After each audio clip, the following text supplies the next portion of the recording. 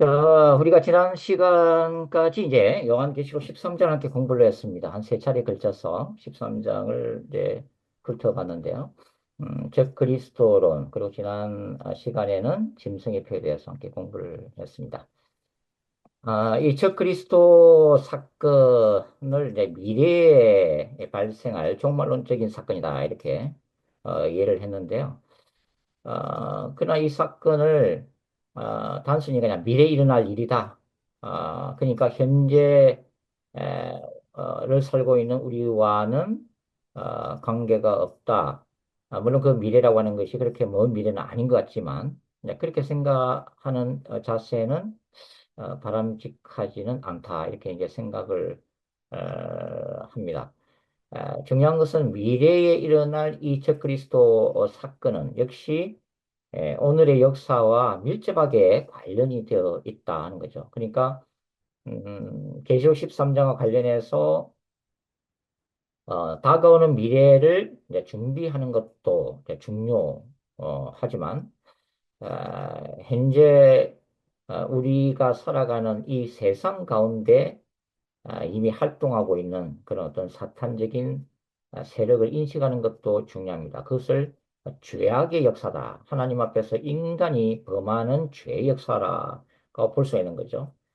그걸 다른 말로는 뭐 사탄적인 적그리스도의 영이 인간의 역사 안에 활동하고 있다. 이렇게 이제 볼 수도 있습니다. 사실 미래에 나타나는 이 최종적인 악, 적그리스도가 사실은 이제 최종적인 악이라고 표현할 수가 있는데요. 이 악은 현재 우리 가운데 존재하는 이 죄악의 연장선상에 서 있다고 하는 거죠.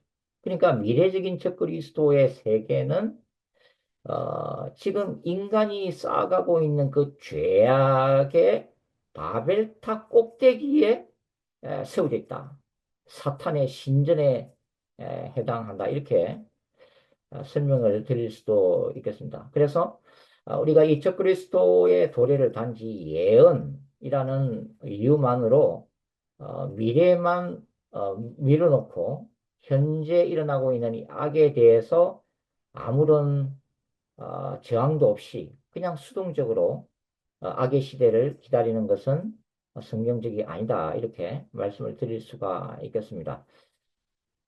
우리가 창세기 보면은 노아가 나오잖아요. 노아가.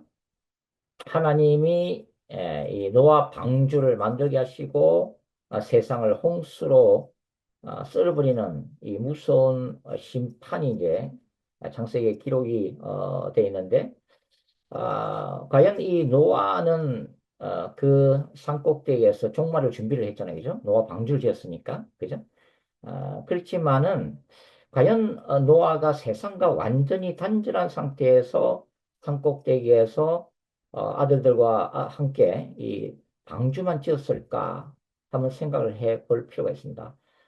베드로 후서 2장에는 사도 베드로가 노아에 대해서 어떻게 언급을 하고 있냐면 을을 전파하는 자 이렇게 기록을 하고 있어요. 을을 전파하는 자.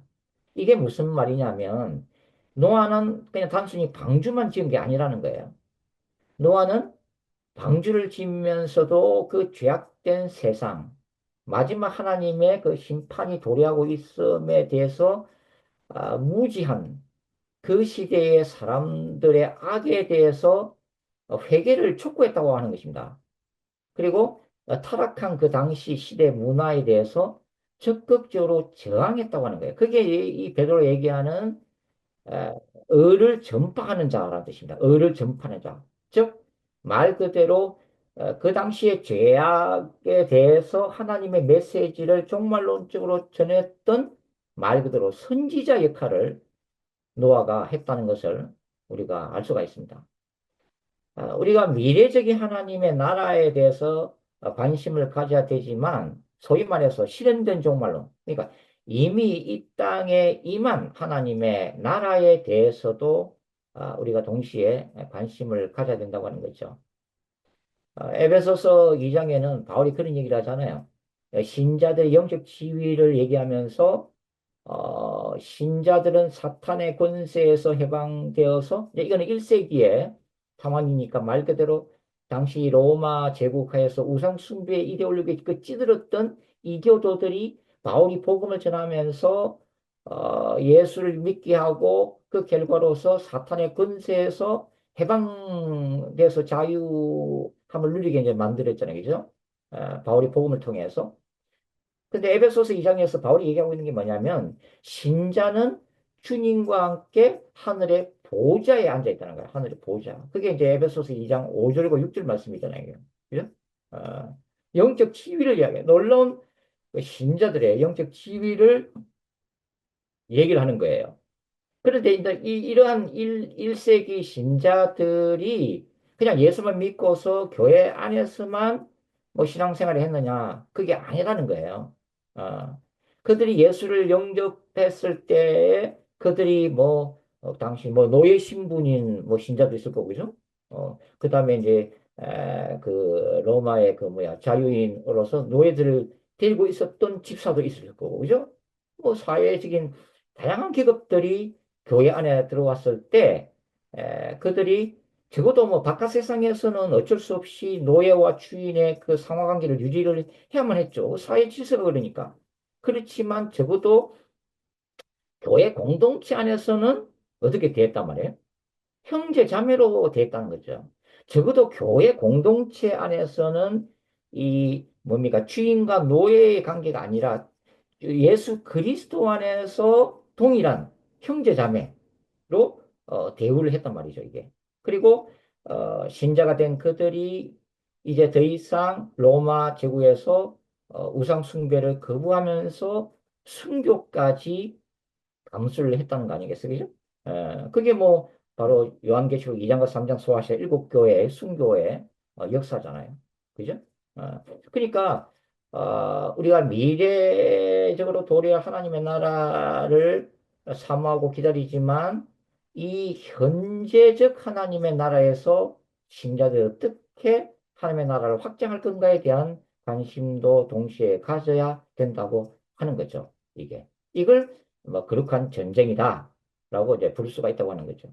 그러니까 교회가 오늘날 정치, 경제, 사회, 문화에 대해서 완전 담을 쌓고 세상과 담을 쌓고 아예 세상과 관계없는 양 교회 안에서 신앙생활하는 그게 아니라 이 정치, 경제, 사회, 문화에 대해서도 늘 관심을 기울이고 그 정치, 경제, 사회, 문화 속에 하나님의 나라가 임하도록 그죠?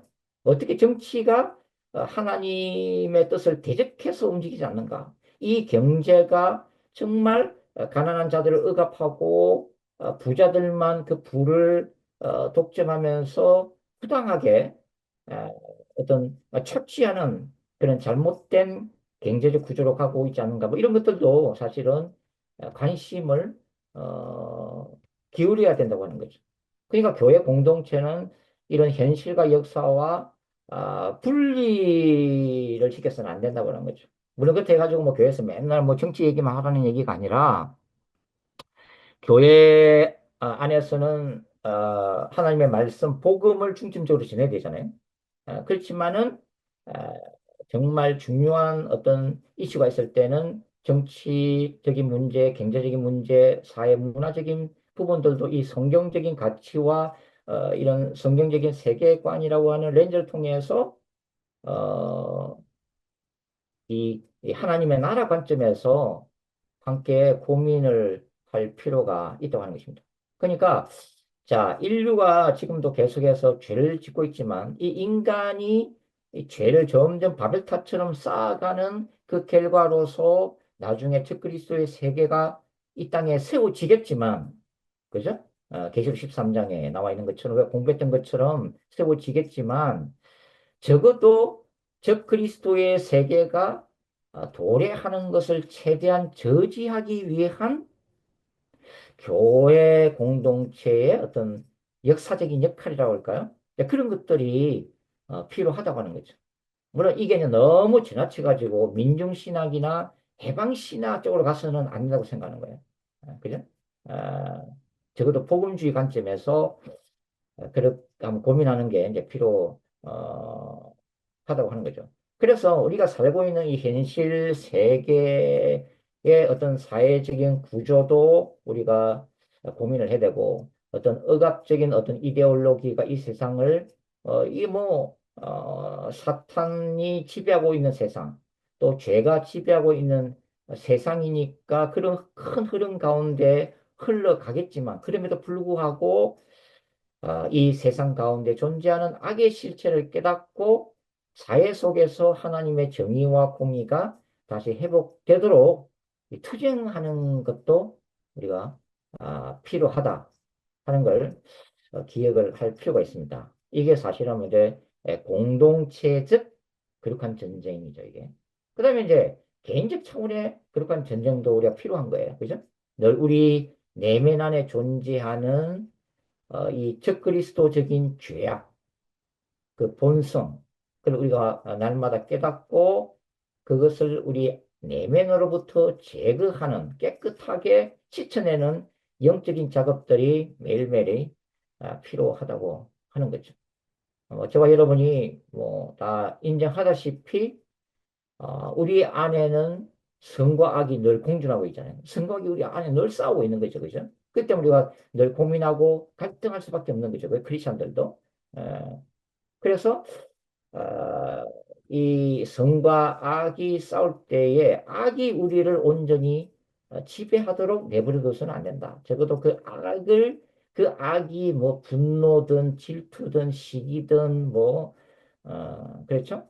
그 악을 대적하는 그런 것들이 필요하다 하는 거죠, 이게. 이 모든 것들이 우리 현실 속에서 하나님의 나라를 구해나는 거룩한 전쟁이다 하는 거죠. 그러니까 우주적 차원에서는 제가 지금까지 강의하면서 소개 말씀도 드렸지만 동성애 운동이라든지 종교다원주의라든지 인본적 유에이지 사상, 그러니까 인간의 사상 철학을 붙들고 있는 이 사탄의 경관진도 이 비기독교 세계관도 우리가 싸워야 될 어? 어, 사실은 그러한 의무를 가지고 있는 거예요. 저는 뭐, 이 전자책에서 이것을 우주 차원의 그룹한 전쟁이라고 불렀습니다만은, 이런 것들이 이제 필요하다 하는 거죠. 자, 그래서 우리가 이제 이 요한계시록 함께 공부를 하면서 특별히 요한계시록 11장부터 13장까지, 11장부터 13장까지 우리가 볼 때에 이 종말론적인 인간의 역사 마지막에 나타날 바로 두 사건, 바로 두정인 사건과 제크리스토퍼 사건을 함께 공부를 했습니다. 예수님의 재림 직전에 일어날 중대한 역사적 사건들이라고 하는 거죠. 그래서 저는 이제 13장까지 우리가 이제 공부를 했습니다만은 요 11장의 두 정인과 그 다음에 일반 우리 이 보수적인 개혁주의 교회에서 이좀 다루고 있지 않는, 그리고 뭐, 목사님들 설교에서 뭐, 거의 들어보지 못하는 이 적그리스도론에 대해서, 이 좀 더 깊은 어떤 신학적 논의도 필요하고, 깊은 성경적 연구가, 필요하다고 저는, 생각을 하고 있습니다. 이러한, 음, 부정인, 사건과 적그리스도 사건, 제가 뭐, 요한계시록 출석이나 또 다른 책에서도 요한계시록의 핵심적인 구조, 우리 구조는 이미 다 공부했습니다만은 초기에 이 계시록 11장의 두 증인과 계시록 13장의 이 바다에서 나오는 짐승적 그리스도의 이 투쟁 관계가 사실은 요한계시록 전체를 하나님의 나라와 사탄의 나라와의 어떤 영적 전쟁 상황으로 볼 수 있는 핵심적인 구조다. 그렇게 제가 강조를 드린 바가 있습니다. 자, 계시록 13장에서 이 요한의 메시지는 신자들이 이런 종말론적인 밖의 상황 속에서도 인내와 믿음으로 순교하기까지, 그죠? 순교하기까지 이 적그리스도의 권세와 싸워서 짐승의 표를 거부하고 승리자가 될 것을 촉구를 하고 있습니다. 그리고 그 결과로서 이제 보여지는 뒤따르는 환상이 바로 계시록 14장에 나오는 14만 4천인 거죠. 그죠? 14만 4천.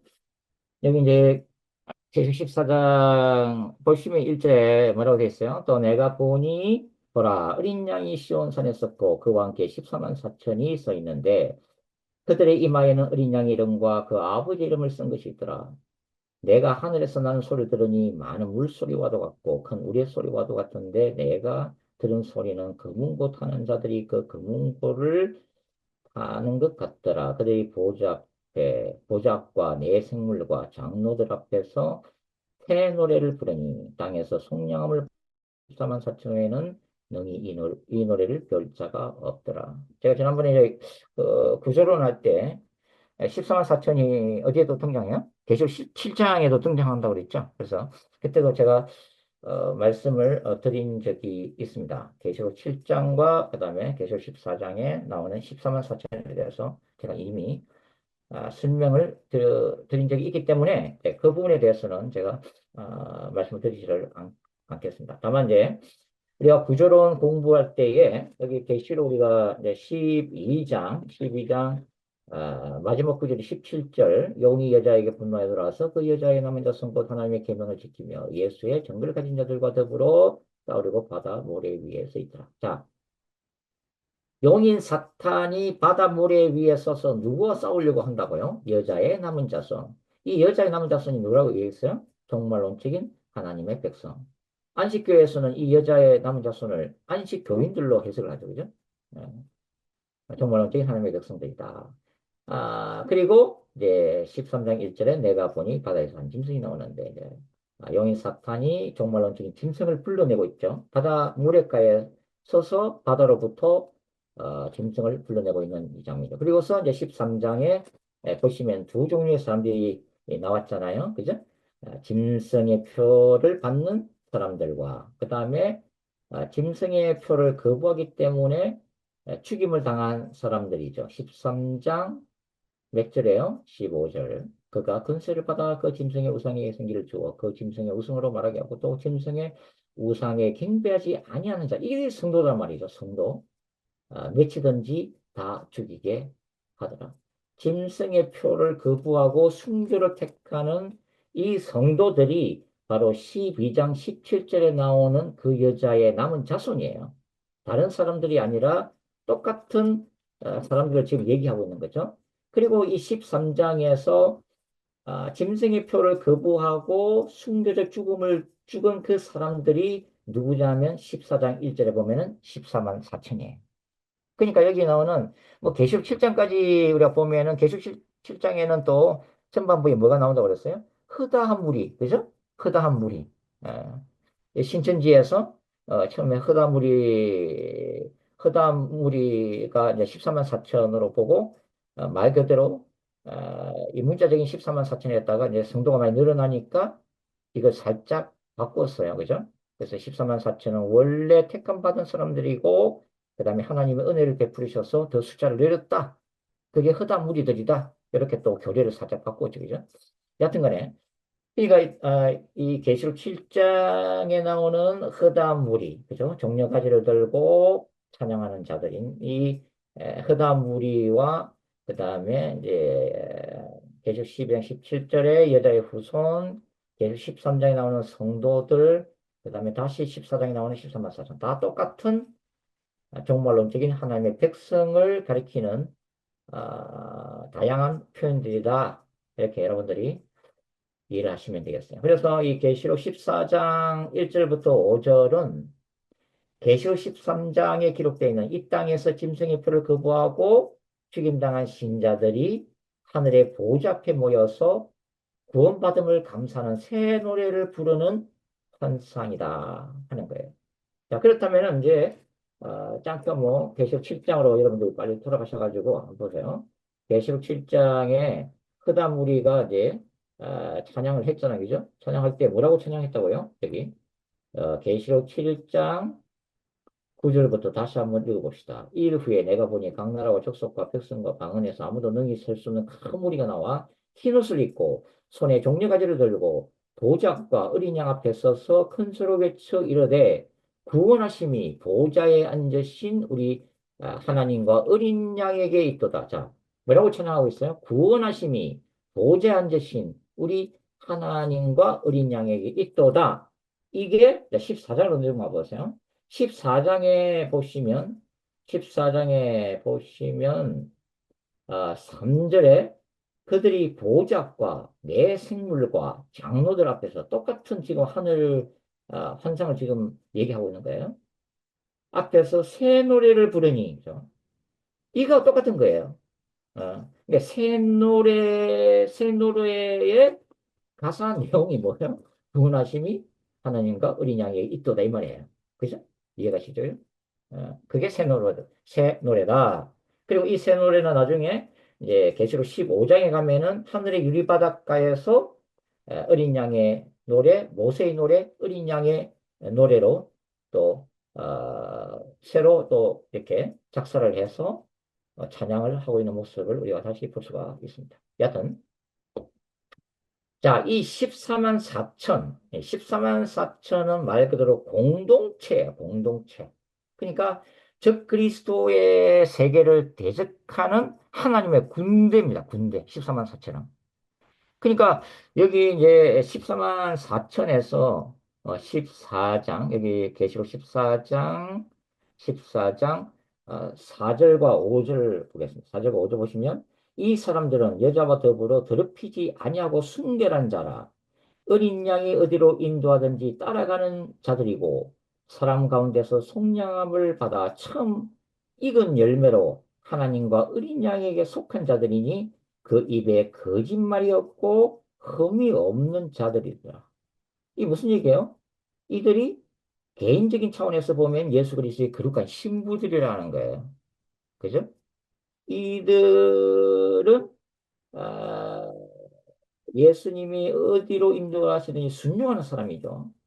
그리고 사람들 가운데서 속량함을 받은 선택함을 받아서 죄의 용서함을 받았던 사람들이고 그 다음에 하나님 앞에서 익은 열매로 드려진 거죠. 첫 열매는 뭐 예수님이지만 예수 그리스도 안에서 하나님 앞에 열매로 드려진 사람이고 그죠?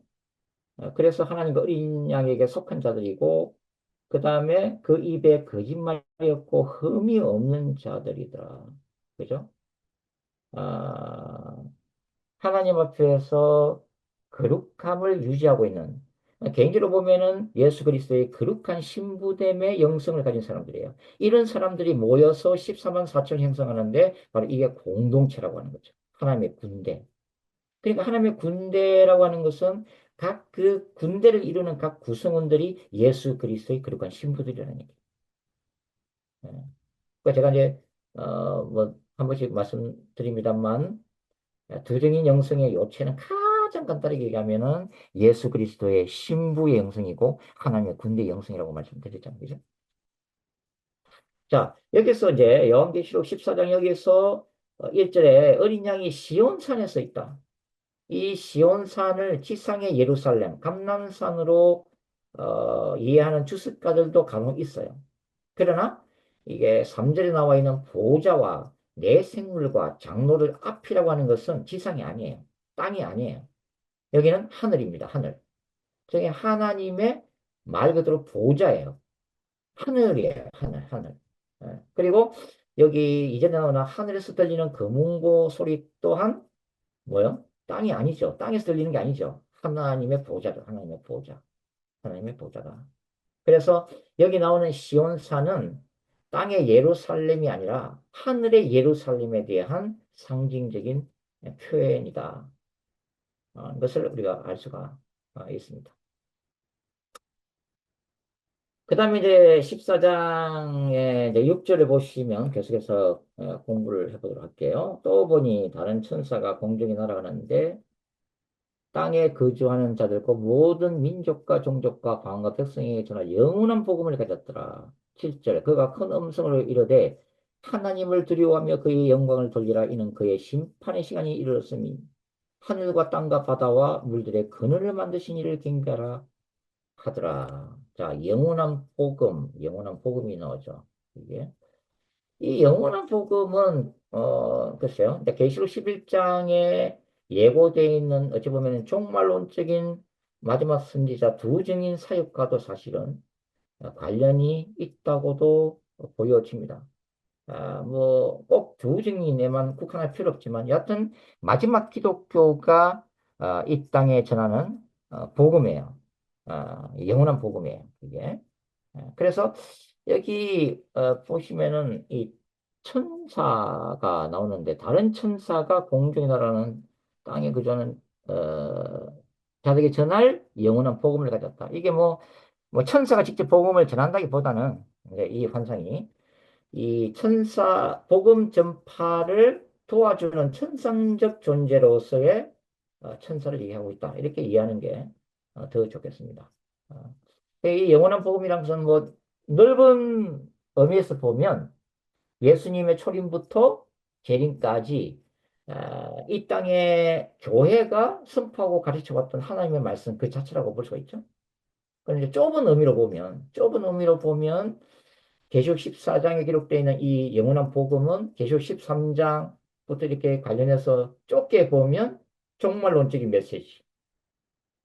우리가 이미 공부했던 그 계시록 10장의 하늘과 땅을 밟고 있는 힘센 천사 공부했잖아요. 그죠? 그 힘센 천사가 편호인 작은 책을 사도 요한에게 전해줬고 계시록 11장에 보면 그 종말론적인 두 증인이 열방에다가 증거를 하고 있는데 자, 이게 이제 종말론적인 메시지. 뭐 요한계시록의 메시지다. 뭐 그렇게도 볼 수가 있고 좁게 보면 이제 그렇다는 얘기죠. 그죠?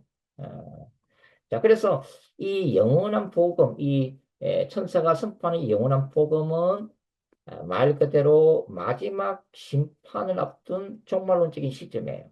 좁게 보면, 이 문맥상으로 좁게 보면, 이게. 그래서 이 복음은, 자, 계시록 10장을 한번 넘어가죠. 계시록 10장. 자, 계시록 10장 우리가 다 공부했습니다. 10장에 보시면 6절과 7절, 6절 세 세트로 살아계신 이 곧 하늘과 그 가운데 있는 물건이며 땅과 그 가운데 있는 물건이며 바다와 그 가운데 있는 물건을 창조하신 이를 가리켜 명사하여 이르되 이 힘센 천사가 지금 선포하고 있는 거죠. 지체하지 아니하리니 일곱째 천사가 소리내는 날 그의 나팔을 불려갈 때에 하나님이 그의 종 선지자들에게 전하신 복음같이 하나님의 그 비밀이 이루어지리라. 여기 힘센 천사가 선포했던 뭐요? 하나님의 비밀. 이게 14장에서는 영원한 복음이에요. 뭐 다른 게 아니라 서로 다른 게 아니라 지금 똑같은 얘기를 지금 하고 있죠. 그렇다면 14장에 나오는 이 영원한 복음을 가지고 있는 천사가 10장의 힘센 천사와 동일한 천사인가? 그거는 모르겠어요. 그렇게 확정하기는 뭐 확실한 증거는 없어요. 그러니까 얕은 이 14장의 영원한 복음은 구원과 심판의 메시지 중에서 이제 심판에 대한 마지막 선언이래, 심판. 왜냐면은 이미 짐승의 표를 이 받은 땅에 거하는 자들에게는 구원의 시기가 지나간 거예요. 그죠? 그리고 계시록 11장의 두 정의는 역사의 마지막 복음을 전하는 사람들이에요. 그죠? 그 다음에는 박해 시기로 들어가고 지상교회는 없어지고 지하교회로 들어가는 거 순교의 시대가 시작되니까 그러니까 이미 이제 계시록 13장에 짐승의 표를 받는 시기로 보면 이미 구원의 시기는 지났다. 이제 마지막 재앙만을 남겨놓고 있는 거예요. 그게 일곱 대접 재앙이고 예수님의 재림 사건만이 남아있어요. 그죠? 그러니까 그게 계시록 15장의 마지막 재앙, 세 번째 화, 일곱 개의 대접 재앙 심판부터 시작해서 음녀 바벨론에 대한 심판을 기록하고 있는 18장. 까지 내용이죠. 그 다음에 이제 19장 예수님의 재림 사건.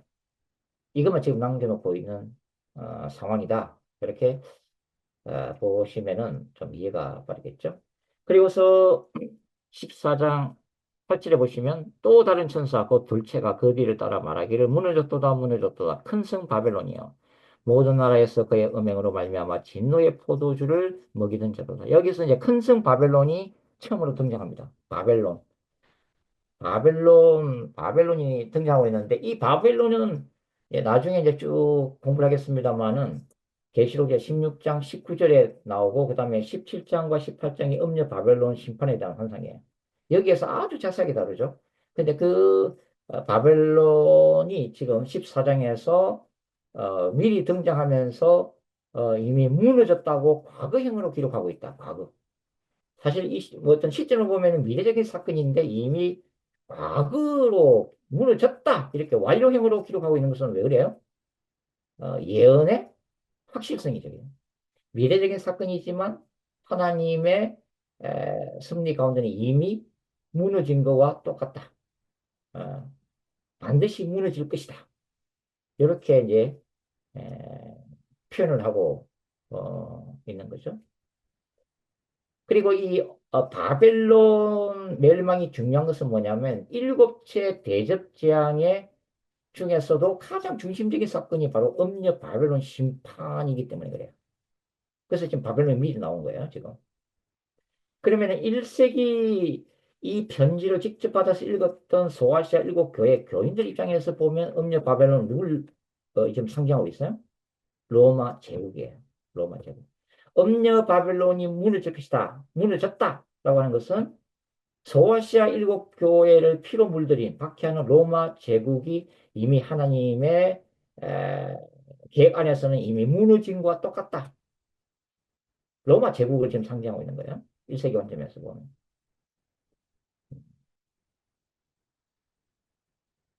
그리고 이 바벨론 심판 사건은 이 이제 14장 후반부에 나오게 되어 있는 진노의 큰 포도주 틀 심판 사건.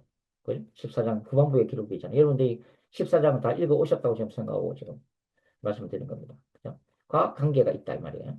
14장 19절을 미리 보면 천사가 낫을 땅에 휘둘러 땅의 포도를 거두어 하나님의 진노의 큰 포도주 틀에 던지다. 예.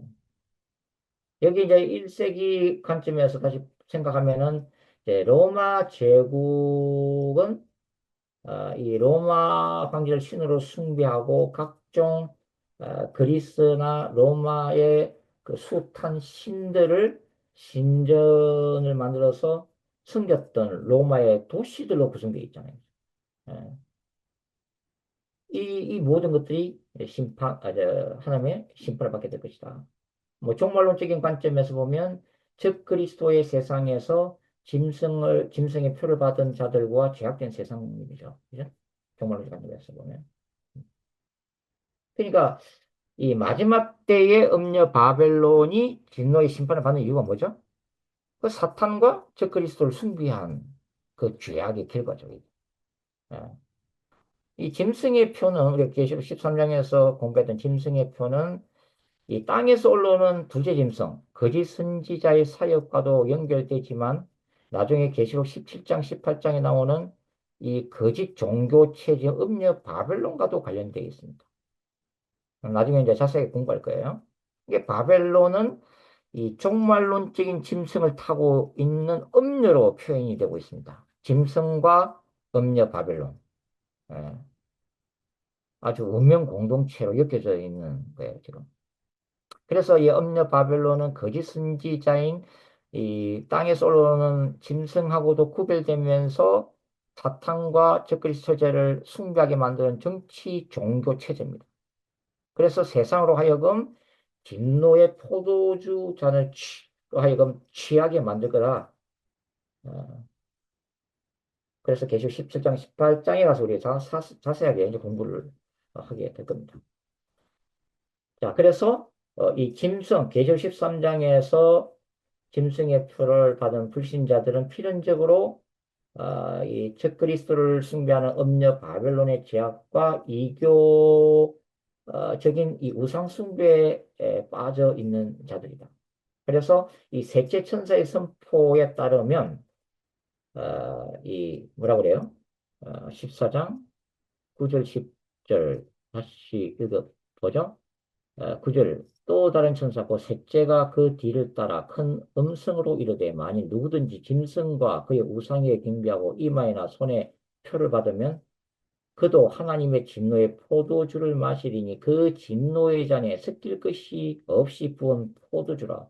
거룩한 천사들과 어린 양 앞에서 불과 유황으로 고난을 받으리니 11절 그 고난의 연기가 대세토록 올라가리로다. 불과 유황으로 고난을 받고 그 고난의 연기가 세세토록 올라가리로다. 이뭘 의미하는 거예요? 이 영원한 불못이죠. 영원한 지옥입니다. 영원한 지옥의 행벌을 받게 될 거다. 그렇게 지금 예고를 하고 있는 거죠. 자, 여기 이제 지옥이 지금 나오고 있는데요. 지옥에. 음, 그래도 우리가 조직신화 시간에 이거 천국과 지옥에 대한 뭐 천국론이나 지옥론도 다루지만 간단하게 좀 말씀을 좀 소개를 드릴게요. 자, 이 지옥에 대해서. 보통 이제 자유주의 신학에서는 이 지옥의 실제를 부인합니다. 이게 문자 그대로 무슨 영혼이 고문을 받고 이런 행벌의 장소로 이해하진 않아요. 자유주의 신학이나 진보주의 신학자들은 이 지옥이라는 게 한마디로 상징적인 의미다라는 거죠. 상징적인 의미다. 아, 왜냐하면 이제 이렇게 주장하는 그 근저에는 뭐 중심되는 어떤 사상이 뭐냐면 하나님은 사랑의 하나님이라는 거예요. 사랑이. 사랑이 충만하신 하나님인데 어떻게 인간이 이 땅에서 이 짧은 인생 살아가면서 예수를 영접하지 않았다는 그 이유 하나만으로 어떻게 지옥 불 속에다 집어넣고 영원토록 10년도 아니고 100년도 아니고 1000년도 아니고 만년도 아니고 영원토록 고통을 줄 수 있는가? 그 도저히 상상을 못 하겠다는 거예요. 그건 사랑의 하나님이 될 수가 없다는 거예요, 이거는. 어.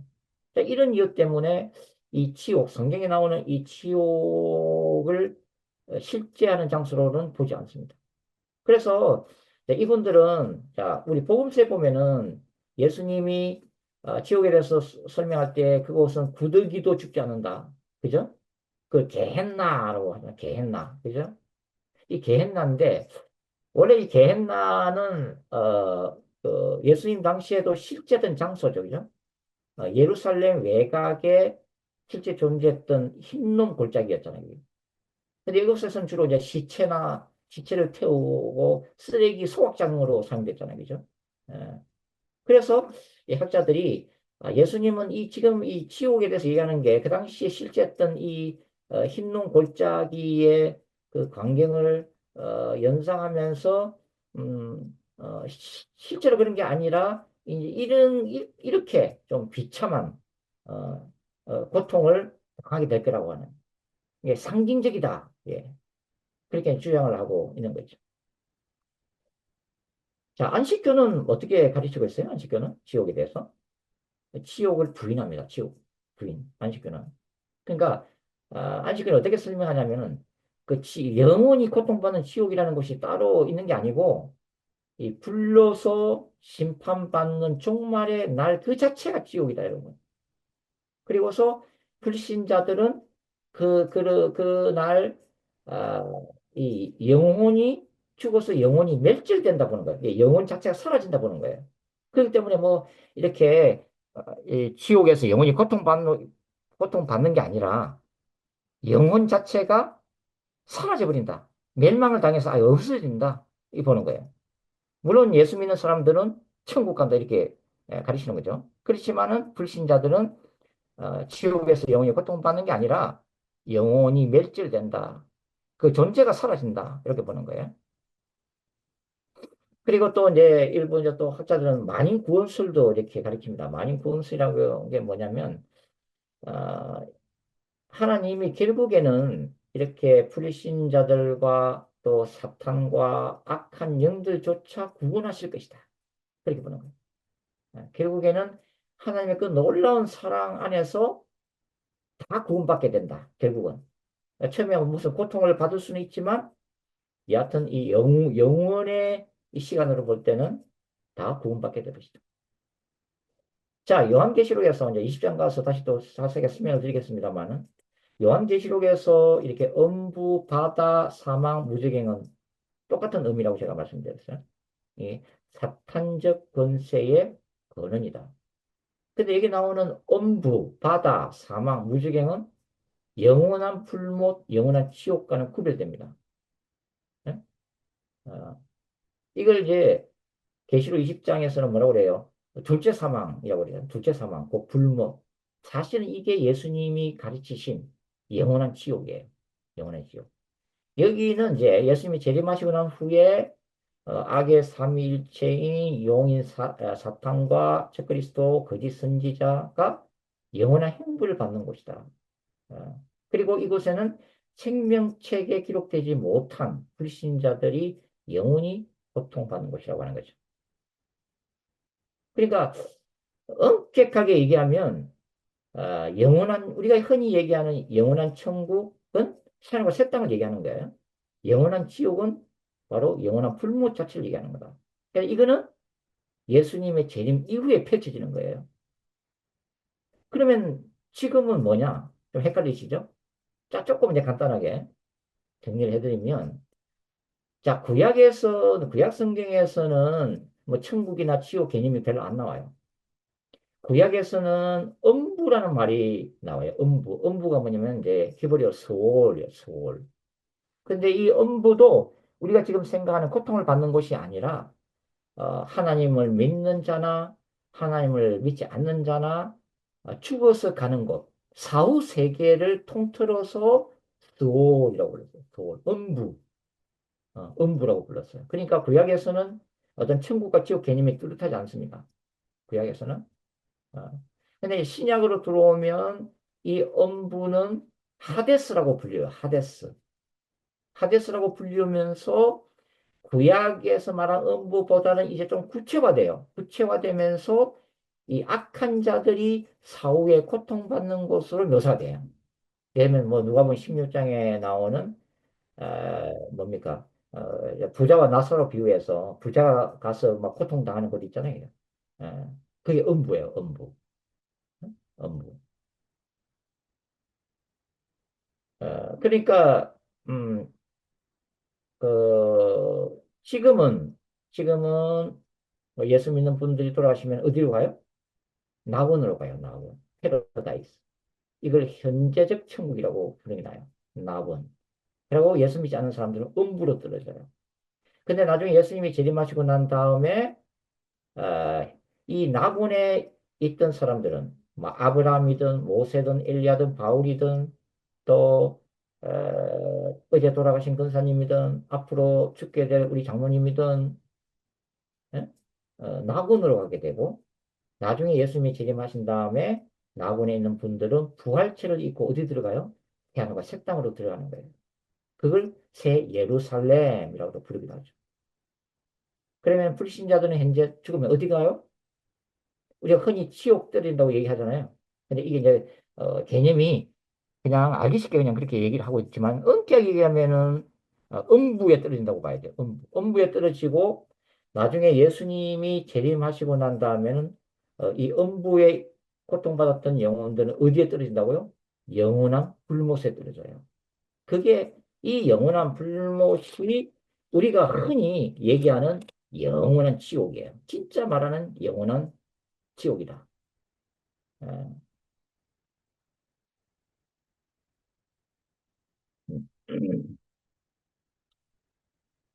자, 계시록 조금 하다가 이제 마무리겠네. 계시록 14장에 이제 후반부에 들어가시면, 후반에 들어가면은, 아, 두 종류의 추수에 대한 환상이 기록이 되어 있습니다. 아, 14장, 13절도 보죠? 13절도 보죠. 또 내가 들으니 하늘에서 음성이 나서 이르되 기록하라. 작은 여로 추 안에서 죽는 자들은 복이도다 하시매 성령이 이르시되 그러하다 그들의 수고를 그치고 쉬리니 이는 그들의 행한 일이 따름이라 하시더라.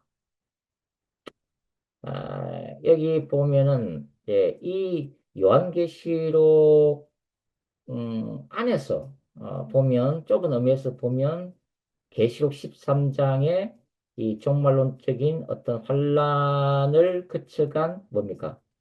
순교하기까지 믿음을 지킨 이 여자의 후손, 하나님의 백성들에 대한 위로의 말씀이에요. 예. 지금 이후로 주 안에서 죽는 자들은 복이 있다. 그러잖아요.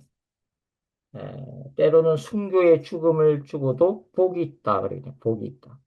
그들이 수고를 그치고 쉬리니 이는 그들이 행한 일이 따릅니다. 이게 이제 행한 일에 대한 예, 상급 개념이죠. 상급 개념이죠. 물론 뭐 지금도 예, 뭐 예수님의 초림부터 재림 기독교 전 역사에도 적용되는 말씀이고, 그죠? 어, 또 뭐 구약 시대까지 가면은 구약 시대까지도 다뭐 포함되는 뭐 개념이지만 요한계시록 안에서 가장 좁게 보면 바로 환란의 날을 통과한 자들에 대한 위로의 말씀이라고 볼 수가 있습니다. 그래서 이 분들에 대해서 이제 마지막 추수 환상이 14절부터 마지막 절까지 기록되어 있는 거예요. 14절 보시면 또 내가 보니 흰 구름이 있고 구름 위에 인자 같은 이가 앉으셨는데 그 머리에는 금멜리관이 있고 그 손에는 예리한 낫을 가졌더라. 예수님이거든요. 또 다른 천사가 성전에서부터 나와 구름 위에 앉은 이를 향하여 큰 소리로 외쳐 가로되 당신의 낫을 휘두르 거두소서 땅의 곡식이 다 익어 거둘 때가 이르렀습니다 하니 구름 위에 앉으신 이가 예수님이에요. 낫을 땅에 휘두르매 땅의 곡식이 거두어지니라. 예수님이 직접 알곡들을 추수하는 장면이에요. 이 알곡들이 누구예요? 계시록 13장에 보면 짐승의 표를 거부하고 순교한 성도들이에요. 이분들을 익은 잘 익은 곡식들을 이제 거두는 장면이죠. 그 다음에 17절을 보세요. 또 다른 천사가 또 다른 환상이죠. 또 다른 천사가 하늘에 있는 성전에서 나오는데 역시 예리한 낫을 가졌더라. 또 불을 다스리는 다른 천사가 제단으로부터 나와 예리한 낫 가진 자를 향하여 큰 음성으로 불러 이르되 내 예리한 낫을 휘둘러 땅에 포도송이를 거두라. 그 포도가 익었느니라 하더라. 천사가 낫을 땅에 휘둘러 땅에 포도를 거두어 하나님의 진노에 큰 포도주 틀에 던짐에 성 밖에서 그 틀이 밟히니 틀에서 피가 나서 말 굴레까지 닿고 1600 스타디온에 퍼졌더라. 이거 대조되는 환상이죠. 그죠? 이 후반부에 있는 이 진노의 포도주 틀은 누구를 위하는 거예요? 계시록 13장 비교하면 짐승의 표를 받은 자들이에요. 짐승의 표를 받은 자들이 뭡니까? 진노의 큰 포도주 틀에 밟힐 거라고 하는 거죠. 그게 다른 표현이 뭐라고요? 아까 14장에서 뭡니까? 10절과 11절이라고 그랬잖아요. 그죠? 하나님의 진노의 포도주를 마시리니 그 진노의 잔에 섞인 것이 없이 부은 포도주라.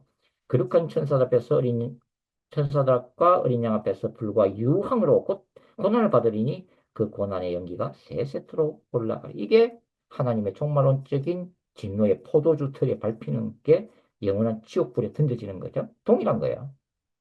어, 그러니까 성경이 서로에 대해서 보완적인 설명을 지금 하고 있는 거죠. 그래서 이거는 이 종말론적인 추수 심판, 그죠? 성도들에 대한 알곡들에 대한 영광스러운 추수 환상과 그 다음에 짐승의 표를 받은 자들에 대한 종말론적인 운명이에요. 이런 것들이 계시록 19장에서 예수님이 재림하시고 그 다음에 계시록 20장에서 최후의 심판, 백보자 심판대 앞에서 받을 심판을 지금 보여주고 있는 장면이라고도 우리가 볼 수가 있습니다. 자, 오늘 여기까지 하겠습니다. 그래서 다음 주는 이제 여기에 대해서 조금 더 보충 설명을 드리고 그 다음에 15장으로 넘어가도록 그렇게 하겠습니다. 오늘 여기까지 할게요. 감사합니다. 수고하셨습니다.